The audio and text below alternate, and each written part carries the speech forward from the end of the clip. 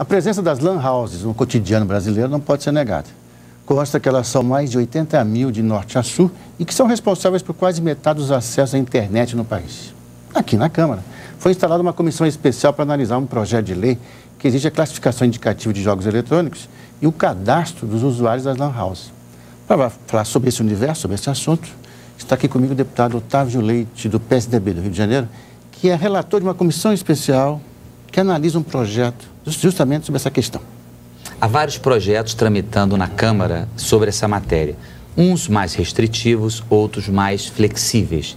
Portanto, nós reunimos todos eles, criamos uma comissão cujo propósito consiste em mergulhar na discussão sobre essa matéria, estudar essa matéria, constatar que ela é uma realidade no Brasil.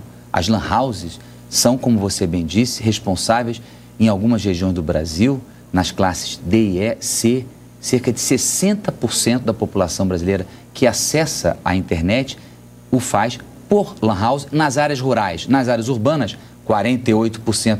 É muita gente usando as lan houses. São microempresas informais, à margem completamente. É preciso trazê-las para um caminho organizado. Esse é o objetivo. Nós vamos ficar 2 meses debatendo profundamente essa matéria. As lan houses são uma cena curiosa na paisagem brasileira. Porque a gente entra numa lan house, assim, ela aqui, computador, xerox, tem lanchinhos, quer dizer, é uma mistura danada. Porque como você falou, é um pequeno comércio, um micronegócio quase, né? É um centro de inclusão digital de multiuso. O cidadão que quer, de alguma maneira, se comunicar, não mais manda um correio físico, o papel, manda pela lan house. Ele precisa, muitas vezes, o cidadão, entrar em contato com um órgão do poder público, pode fazer também via uma lan house. A lan house tem uma retaguarda de bar, uma retaguarda de lanche, coisas do gênero, passa a ter um papel como se fosse um escritório do cidadão. Enfim, isso tudo tem que ser bem estudado. Nós vamos ouvir todos os setores envolvidos com isso e queremos criar uma regra que seja algo importante para o Brasil, que traga as lan houses para um campo formal, organizado, como microempresa, com deveres, com direitos, com obrigações e que se preste realmente a estimular a população brasileira a ter acesso a esse grande mundo digital. Agora, deputado, tem nesse projeto, me parece, corrija se eu estiver errado, uma proposta de cadastrar os usuários das lan houses. A maior parte, quando a gente anda pelas cidades por aí, perto das escolas principalmente, a gente vê aquela garotada toda ali, manipulando equipamento e tudo, né? O senhor não acha que essa tentativa de cadastrar pode trazer como um certo efeito paradoxal, que é uma certa clandestinidade? Quer dizer, esse é um ponto... Sem registro, aquela coisa assim. Esse vai ser um dos pontos mais debatidos. Porque hoje, em muitas lan houses, já existe o cadastro. Esse cadastro é eficaz ou não é eficaz? Porque a questão do comportamento errado de um cidadão se dá em qualquer circunstância, dentro de uma lan house, dentro de uma esfera pública ou dentro de uma casa, um cidadão pode acessar um site de pedofilia. Então, você não tem que tomar cuidado para não estabelecer uma responsabilidade direta que às vezes não é da própria lan house. Mas é preciso tomar muitas providências que minimizem esse tipo de comportamento.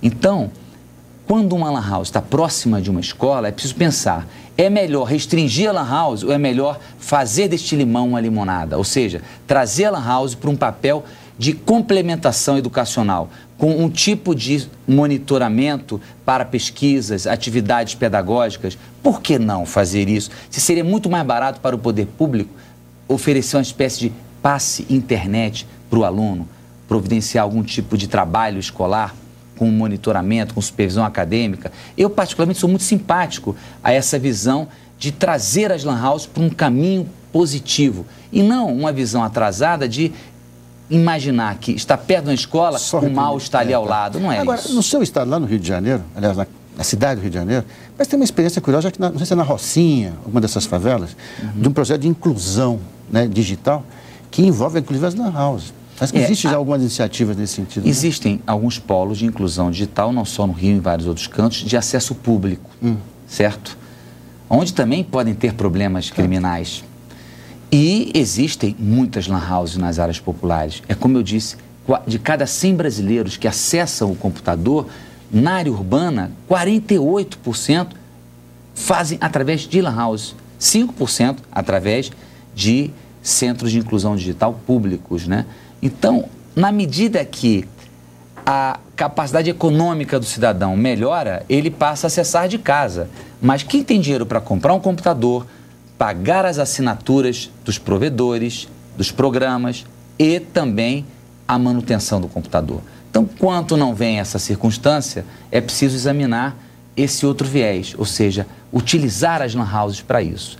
Nós vamos discutir muito isso, inclusive vem Ministério Público, vem Polícia Federal, vem universidades, vem uma série de atores que mexem com isso. Eles têm uma associação, têm experiências já vividas no Brasil, muito férteis, utilizando as lan houses. Então, vai ser um momento interessante da Câmara, porque revela, em primeiro lugar, que a Câmara está antenada com a realidade brasileira. Agora, o Brasil é o país que tem mais lan house no mundo, né? Gozado isso, né? É impressionante. O Brasil tem coisas que até os brasileiros duvidam, mas eu acho isso bom. Houve uma explosão da questão da internet no Brasil. Uma... Principalmente, eu acho, deputado, eu vejo muito, a garotada na escola chega para o pai e fala: pai, isso aqui é pela internet. O pai já está pressionado a resolver essa questão. Quem pode, compra. Quem não pode... É um bombardeio de informação, de notícias e, ao mesmo tempo, uma ânsia, que é própria da natureza humana, de desbravar horizontes, de tentar obter informações, né?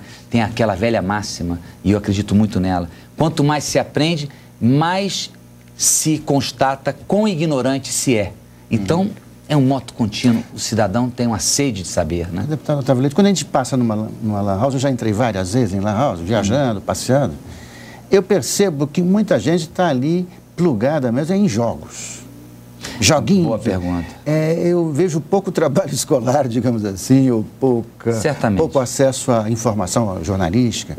Eu vejo mais jogo, quer dizer, essa é uma questão séria também, né? É séria, mas, por exemplo, eu não sabia, existe um setor do Ministério da Justiça que trabalha exclusivamente com a classificação dos jogos. Então, tem muitos jogos que são de entretenimento, são de lazer, que são liberados, que passaram pelo crivo pedagógico, sociológico e por aí vai. Então, é questão de medir, de dosar, de calibrar isso tudo. É óbvio que aquilo que seja frontal, ou seja, aquilo que estimule a violência de forma radical, coisas do gênero, isso não pode acontecer. Vamos ouvir todo mundo, inclusive os usuários, né? Ouvir muitos usuários. Então, eu espero que essa seja uma muito fértil contribuição que a Câmara pode oferecer ao Brasil, porque não há uma regra jurídica. O que são alguns espaçamentos específicos, episódicos de regras, sempre restritivas. Tem o Estatuto da Criança e do Adolescente, tem o Código Penal, mas e as lan houses? São uma microempresa? São centros de inclusão digital que podem ser um escritório para a cidadania? Podem servir como um ponto de apoio às atividades educacionais? Isso tudo tem que ser medido, pensado e trabalhado, né?